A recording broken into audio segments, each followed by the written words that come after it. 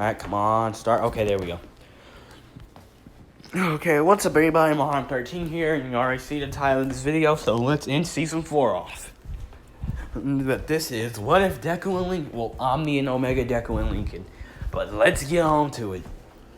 So, after we left Lincoln and Kyoko off last night, we skipped to the next day, to where we finally see them, as we see Lincoln and Izuku, Chandler and Clyde talking to All Might and Mirio. As we see them come up, well, we saw them come up to them and ask them to come talk to them. And with this, they proceed to explain to All Might and Mirio everything, even without since they know that these two are the most people they can trust with it. Telling them about the aliens, the omnitrix, the plumbers, hell, them going to the future, and then it eventually gets to the reason they're wanting to talk to. As they explain that their future self said that they ended up gaining one for all. With Mirio wondering how, since he has it.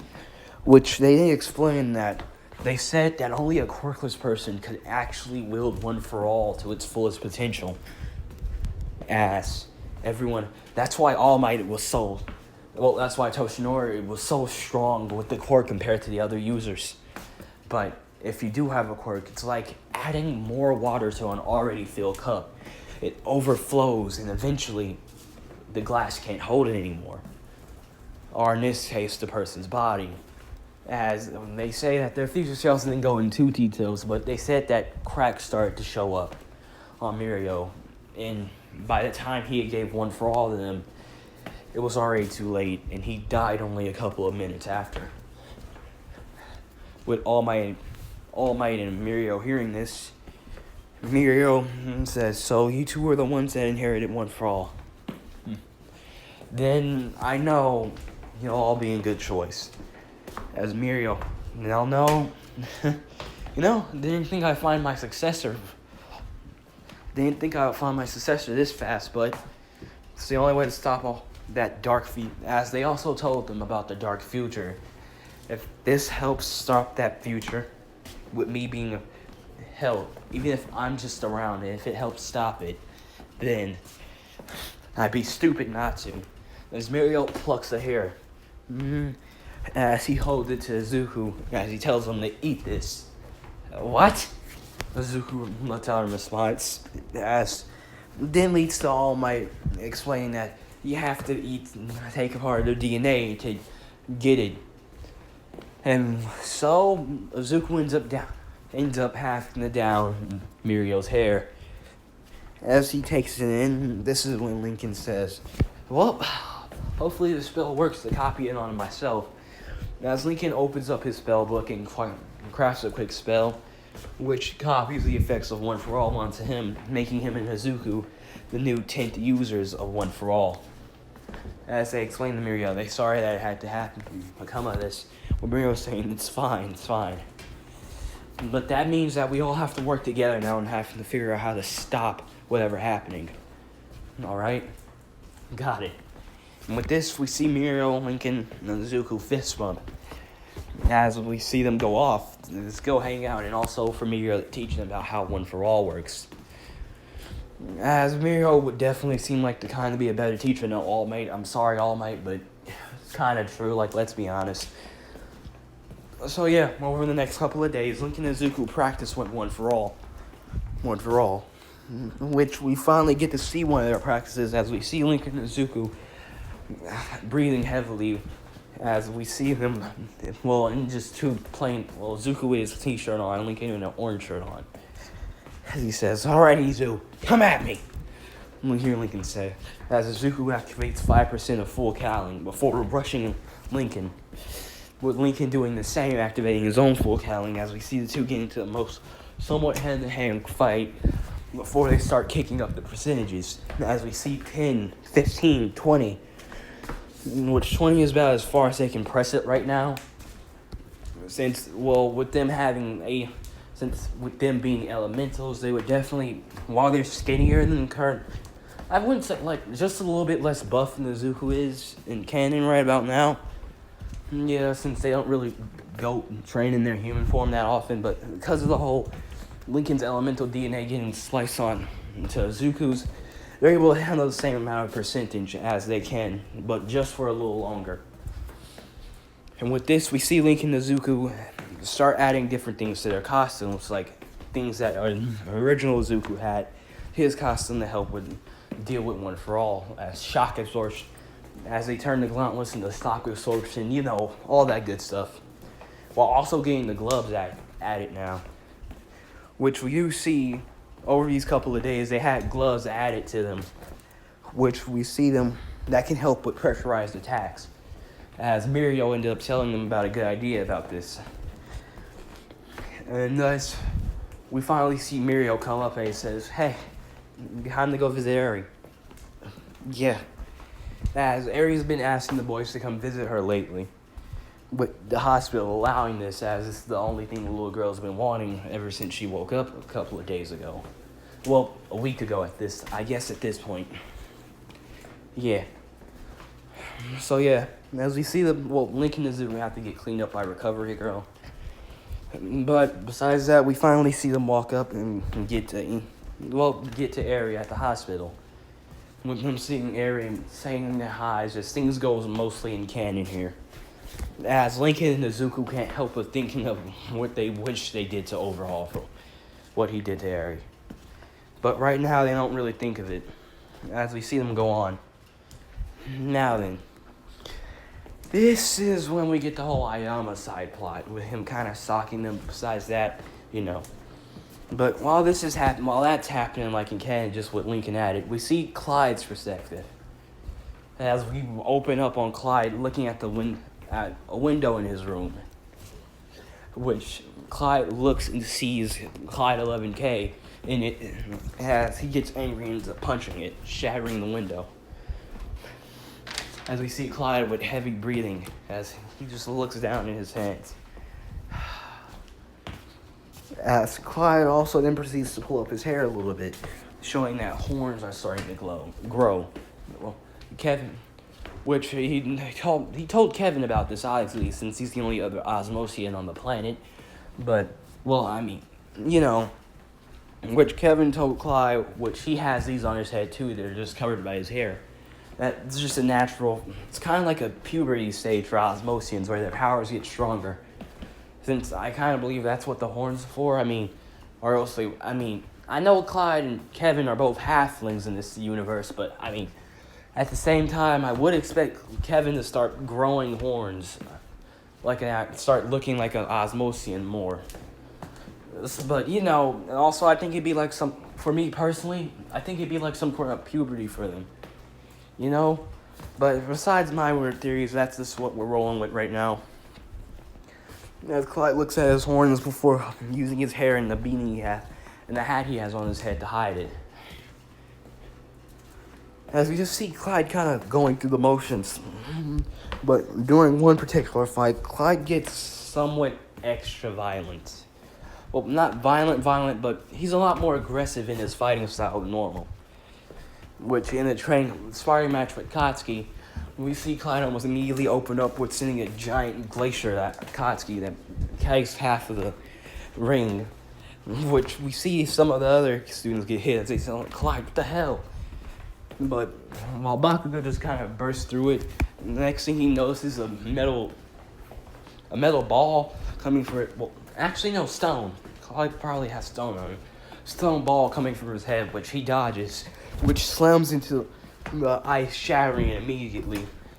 With Clyde raising his left hand, With Clyde raising his left hand, which extends out, grabbing Katsuki, which Katsuki blows off, only for Clyde to regenerate. As we see Clyde proceeds to, I did kind of want to try this out. As Clyde raises his hands up and screams, what's it called? Geoform. Geoform, that's what you do with rocks when you move them. Geoformed spikes. As Clyde slams his hand into the ground, flexing him, as he kind of merges his hand into the ground slightly, before he proceeds to shoot spikes mixed with ice out. Which Katsuki does have a hard time jiving as he gets cut by a couple. Only for the next thing you know, as Clyde ended up burying his way underground and hitting Katsuki in the jaw, which lands Katsuki down, with Aizawa calling the fight. Which we see Clyde just looking somewhat contempt as we see him just go walk and sit down afterwards. Which we finally see Clyde sit down and look at his hand as he felt something weird. As he starts charging his electricity through his hand, it isn't a purplish blue anymore. It's red, like his. As the words that Clyde 11K spoke to him start ringing in his ears violently. As we see Clyde breathing. But as we see this happen, we finally see someone come. He can't see it, but someone ends up tapping his shoulder. Clyde.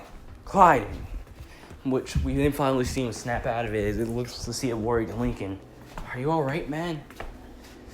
Came here to ask you what was up since Katsuki told me you were kind of off, but... Which we see Clyde look at Lincoln with his tired eyes before he says, yeah, just... I keep thinking about what he said to me. Lincoln, my electricity, it's starting to turn red. And Clyde says with legitimate fear in his voice. Wait, you mean like his... And now I can't get it out of my head. His ringing, his sadistic voice telling me that I'll be just like him. As more electricity starts to bounce off of Clyde as his powers activate. I'm not him, he says, with ice somewhat spreading throughout the room. As we see Clyde's hair starting to turn white, more white than it has been turning. Clyde, calm down, all right? You're not him. And we know it. You know it. Look, I don't know how we can change the future, but we can at least try. We can at least try to make sure that you don't become him. Because while you're Clyde, you're not Clyde 11,000. Alright? Yeah. Now then, why don't you say we go get a smoothie or something? Just hang out, you and me like the old days. No? That would be nice, Clyde says. As the two of them get up, just go out. They go hang out. And while this is happening, we skip a couple more days later. As we see Lincoln coming up to the hospital, just himself. As Lincoln's heard that as Lincoln's come to check on Aerie again. As Lincoln can't get the thought of, future Aerie out of his head. As we see Lincoln come up to Aerie, as she says, "Oh, Mr. Lincoln, nice to see you." Hey, kid. Lincoln says, before he sits on a chair in front of her and says, I promise, when you get out here, I'm going to make sure that you have the best life, all right? No matter what. Lincoln says to the girl. Oh, well, Aerie just saying okay as Lincoln tells her a pinky promise. With Aerie asking Lincoln what it is, as he tells her that you use your pinky to promise for something. Something really important, alright? As Aerie reaches her pinky up and, pinky promises with Lincoln. Alright, now then. Once Lincoln finally gets back to the UA dorms after... the hospital, knowing that Lincoln is actually a pretty capable hero and that Aerie was set to be let out in a couple of days anyway, that Lincoln kind of take her, just out in the town. Well, he has to constantly call him to make sure that she's okay. If anything happens, bring her back. But, Lincoln just got to check on Aerie and make sure she was all right.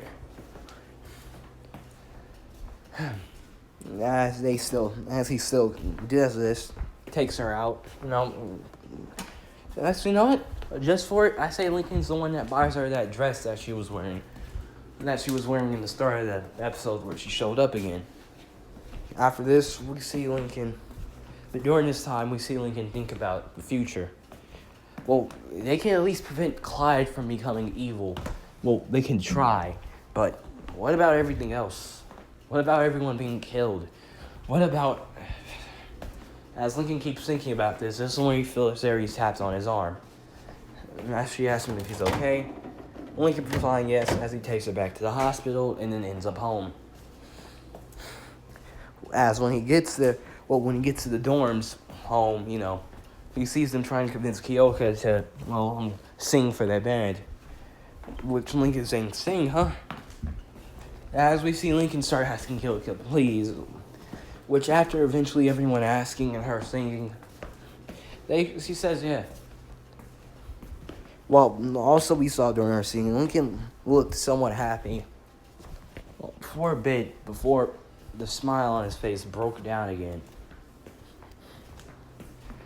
As he can't help but think about, she's dead. Almost everyone in this room is dead. As this is the thought that the four boys have got in their head. How do we stop it? Without telling them, as they keep thinking about what they told Ben, promising him. Basically their big brother at this point. As they keep thinking about it, but they decide to mull over it after the sports festival. I was going so good and I messed up. Meant the field day, whatnot. God, I forgot what it was called. But yeah, let's get on with it. So yeah, as we see the two go on. Damn, my ankle hurts. But yeah, as we see the two just go on with their day and life, while doing the performances, they see that the rope is tied up. Which, yeah, I would say that Lincoln and Izuku both saw Gentle Criminal's little robbery. But yeah, as they see that the rope is tied up, we see Lincoln and Izuku go out to get some more. With them having their new Air Force gloves on. Which, if you're wondering how they explain the sudden appearance of a quirk, they just said that it might be a latent ability from their dad. Which, yeah, that's the theory they go with. Just to get everyone off their back, mostly. But yeah, besides that, you see them go get rope, and they run into Gentle. Now then, I could say things go mostly like in canon, which they mostly do, I'm not gonna lie, I'm gonna be honest. Just that they transformed, I guess, it's mostly the same for them, like for Izuku and canon. Certain that Izuku now has one for all, and there are 2 one for all users on Gentle's ass instead of 1 with 2 those users having an Omni and omnitrix. So, it's really kind of easy for them to capture Gentle, I'm not gonna lie. Now then, we skip to, after they whoop Gentle's ass and let him go, we see him finally get back to, UA, stuff like that. As we see the day commence of happiness, wonder, all that good stuff. With Lincoln and Zuko both showing Area Candy Apple, seeing the little girl smile again. As they can't help but show to be happy. Now then, after this, we see somewhere else. As we see a doctor, the same doctor that Izuku had in the beginning. And the man that looks exactly like him as he opens the door, opens. We see a Nomu, but this Nomu isn't normal. It has 4 arms, 4 red arms. As it's a lot bigger than what it was in canon. As he looks at the high end, you'll just do for tomorrow, the man says. Which he lets the high end out for tomorrow. Which we see as tomorrow commences, the high end Nomu is let out. As it immediately starts beginning destruction. As well, we see the fight between Endeavor and Nomu mostly play out the same. I say mostly because the Nomu's a lot stronger in this timeline. As we see it punt Endeavor to multiple buildings before flying after it, slamming him down, before repeatedly slamming its fist in him, only for Endeavor to light himself, hitting it with another prominence burning it at its flesh. Which, this is during the end of the fight, which is then when Endeavor grabs onto it, launching it in the air, with Hawks boosting him up and lighting the thing on fire. But while this is happening, Lincoln and Izuku realize one thing, that this is the start of everything going wrong. And as the endeavor beats the noble, we can't help but see the dark look on the four boys' faces as they know things are only going to get worse from here.